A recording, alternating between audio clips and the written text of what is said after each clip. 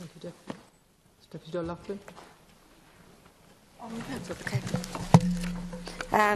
Thank you, and I want to commend my colleague Deputy James Brown for bringing this forward.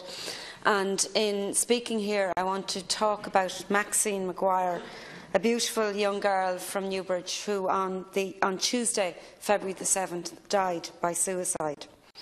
At only 25 years of age, she was a much-loved daughter, sister, granddaughter and friends, and an incredible human by all accounts. Maxine had been suffering with an illness for quite some time, until the 2nd of December, when it all became too much, and she bravely reached out for help and for support. Scared and vulnerable, Maxine and her family arrived at the hospital in which Maxine had spent some time before with the same illness, with depression and with suicidal tendencies.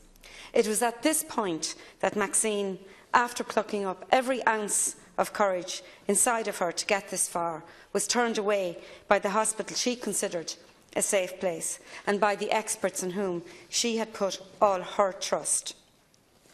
To reach out and seek help when feeling this way, while feeling so helpless and so alone, requires a strength like no other.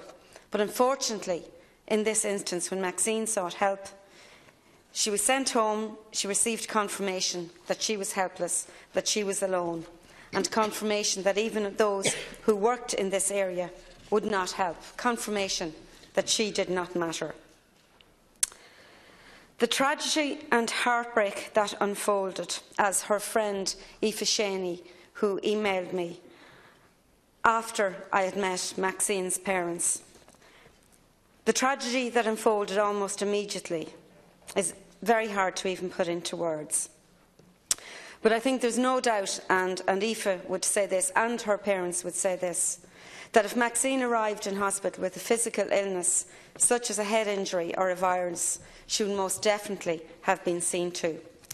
So the question that Maxine's parents, Maxine's brothers, Maxine's friends would want to put here today is what criteria are used to decide that the life of a physically healthy patient is more important than the life of a mental health patient.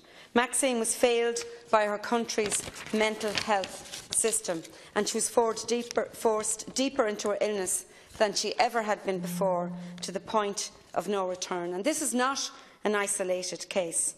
Maxine is one of many who have died in the hands of a life-threatening mental illness, an illness that is out of the sufferer's control, comparable to many other diseases. The message out there for sufferers, and we hear it every day, is to talk and reach out, and it's okay not to be okay. But Maxine's case proves that this is not enough. She so bravely talked and reached out with the rawest honesty and admirable strength, only to be turned away. It is too late for beautiful Maxine and for her family, for Cathy and Robbie and Michael and Robbie. But how many more tragedies need to occur before something is done? I do want to put on the record that the help Maxine received during the physical part of her illness in both St Vincent's Liver Unit and St James's Burns Unit was second to none. It is just a crying shame and an irreparable injustice that it wasn't until that she was dying from a physical injury that was brought about through her negative mental health that our country's health system decided that she was important enough to live. Deputy